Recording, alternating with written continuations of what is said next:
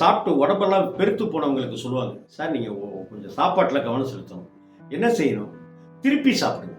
திருப்பினா அடங்க ஒரு இலையில என்ன செய்வோம்? நம்ம கைக்கு பக்கத்தில் அரிசியில் சாதம் இருக்கும். அந்த ஆப்போசிட் சைடில் காய்கறிகள்லாம் கூட்டு பொரியல்லாம் இருக்கும் இல்லையா, அப்படியே திருப்பிடுங்க.